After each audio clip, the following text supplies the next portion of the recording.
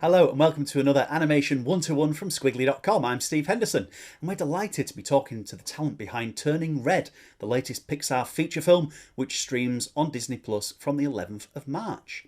Now, animation fans will be familiar with the director Domee from her Oscar-winning animated short film Bow, and eagle-eared Squiggly podcast listeners will of course remember producer Lyndsey from episode 53, our Finding Dory episode. Turning Red is a real return to form for Pixar, and it's packed full of character, personality and fun. With a wild premise giving Puberty a magical twist, the film is packed full of nostalgia, friendship, action and superb animation and art direction, as you would come to expect from Pixar. And don't forget to give this video a quick like if you're watching on YouTube, and if you're listening to the podcast, be a pal and write us a nice review, why don't you? It all goes to help us with the work we do here on Squiggly.com. Now over to the interview with director Domee and Lyndsey from Turning Red. I must say, from first seeing the trailer, I was really excited to see this film. Now, I'm a 37-year-old bloke from the north of England. I'm not a 13-year-old Chinese-Canadian girl obsessed with boy bands living in 2002 Toronto. But I think there's something there about the universal nature of friendship and changing from a kid to an adult, nostalgia, that this film really captures. Would you be able to explain that? Yeah, I think it's because we really like Turning Red is really just about the awkwardness and messiness of growing up, and I think everyone has memories of being 13 and waking up one day and not recognizing your body, and there's hair where there was never hair before, and weird smells and weird feelings inside of you. And yeah, and I think that's why, like, people on the crew, like a lot of people who also, like you, were never 13-year-old Asian girls, but they connected so much with the story and with Mei because we've all been there, and just seeing this girl like struggling and hilariously like trying to like survive, to hide it, to survive puberty is just like. It's you can't look away, and it's just so like everyone can kind of. It was interesting. I mean, I think a lot of women were like, "Oh yeah, I was totally like that," or "I was like Priya," or "I was like Miriam," and then a lot of the guys were either like seeing commonalities even with their own experience, or just loving the fact that it's the first time they're seeing kind of a 13-year-old girl on the screen who is as kind of confident and dorky and silly and kind of outrageous in a way that we've not seen before. I think that we've not really had a lot of movies out there that have portrayed a 13-year-old girl in the way that Mei is portrayed. So I think there's a lot of people who were really excited to animate her, to get behind her and put her up on the screen in all of those aspects of her and play with those. It is great to see. Domee, you made Bow for Pixar. It's a short film about a clingy parent-child relationship. And now you're making Turning Red, or you've made Turning Red, which deals with similar themes but uses the scope of a feature to tell a more complex mother-daughter story. Does your mother take all this as a compliment?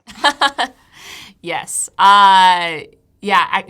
To the point where my dad is very jealous, and he's like, when are you going to make a movie about our relationship? And I was like, well... Careful what you wish for, Dad. I know, careful what you wish for. But mostly, like, I feel like with me and my dad, we would argue, it would blow up, but we'd, like, make up very quickly. And I feel like my relationship, like, with a lot of mothers and daughters, that relationship is more complicated and deeper and emotional and psychological. And that's just... interesting to put in a movie and to... That said, Domee's mom has not seen the movie Right, yet. She hasn't seen it. So we'll see. Talk to us after the Toronto premiere. Yeah. Hope she likes it. Yeah. You must be very nervous. Yeah, yeah. Well, she'll love it. Yeah, it is what it is. We'll see.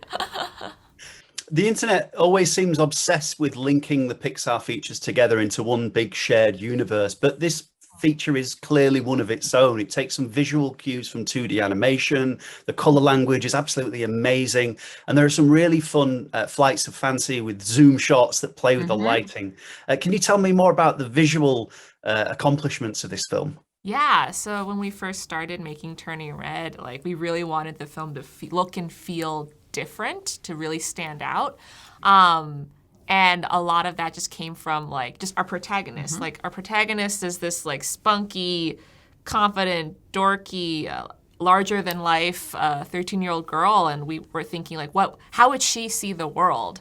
And really trying to stylize the world to like fit her perspective. So we really push the colors into like really pastel-y, fresh, playful palettes, and we really like try to make the audience feel what Mei feels in any given moment, like when she's really stressed out, or when she's really embarrassed, or when she's really angry, just pushing the lighting and even her expressions, just like twisting up her face just to like get that really strong emotional reaction out of her, so the audience immediately like gets it, like they're like there with her when everyone's watching her.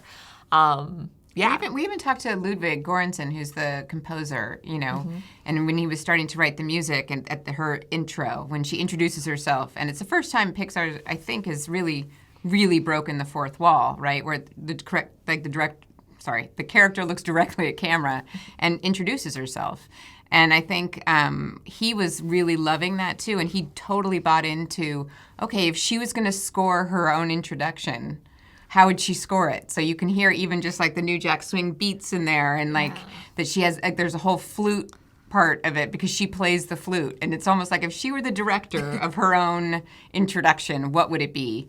And so that was kind of a philosophy that was in every single department in the film that we tried to kind of think about every time. Yeah, and then aesthetically, like my influences are like equal, like 50-50 Eastern and Western animation. Like I am as influenced by Disney and Warner Brothers as I am with like Japanese anime and Hayao Miyazaki, and we were just trying to figure out how to blend the two, kind of East and West. Kind of like Mei herself, she is a blend of East and West as well. And Pete Docter, who's the CCO now at Pixar, he's really prides himself on stylizing and really leaning into some stylized animation. So he was a great kind of partner in thinking about how to do that too. Lyndsey, this film has an all-female leadership team. It's something that all animated features throughout history of all budgets have really struggled to provide. Will you be able to take this to the bank now and say, look, it works? God, I hope so. I hope so. I think so. I think it's certainly, I feel like it's already worked to the degree it needs to internally at Pixar. I think we feel it as a studio. Like we were showing the movie to the studio in November for the first time anybody'd seen anything on the screen, and it was the first time we'd been together since the pandemic, and so it was a really celebratory moment to begin with. But when we kind of as a leadership team stood on the stage to introduce the film, like the applause and the response to, I think it was Pete or Jim who introduced us and said, this is Pixar's first all-female. I mean, everybody knew it, and we knew it, but it's different when you stand up there and you look around and you feel the love coming from all of the people you work with every day and the celebration of that fact. It was really emotional, I think, for all of us to kind of have that moment of, wow, like it is special that we are all standing up here and it's the first female kind of leadership team in history at Pixar. So I think internally we've won. I think my hope is that, we can take it to the bank and be like, look, it actually is a thing. We did it. Yeah. Let's do it again. Now, the world is a completely different place to what it was when the film started. What was the reaction at Pixar when the film was announced that it was going straight to streaming? Yeah, mixed. I think there was mixed feelings for sure. I mean, to be honest, we made this movie with the full intention of having it released in theaters, having it seen on the big screen, and it looks and sounds amazing on the big screen. But with the realities of COVID and just the fact that like families and kids aren't returning to theaters as quickly as we want them to, like our priorities just shifted to how do we get this film to be seen by as many people as possible, and the clear solution is just to premiere it on Disney Plus. Yeah. So on the flip side, we were like, thank God Disney Plus exists. I mean, because in a world where it didn't, to have it be sitting in this kind of weird void between, of people not quite being back in theaters. The worst thing in the world would be to have made it and nobody's able to see it. So, and we had Luca and Soul, obviously, coming before us, which definitely eased any concerns about whether or not people would see it or whether it would get lost. And having seen kind of how well those two have played to audiences and how much love they've gotten, kind of definitely... it's nice to be the third. Let's just put it that way, because you have a great kind of track record thus far. So it's good. Thank you very much for talking to Squiggly today, Domee Shi and Lyndsey Collins. I like Squiggly. I like the word. Yeah, it's good. Me too. It's fun to say. Squiggly. Thanks. Thank you. Thanks, Squiggly.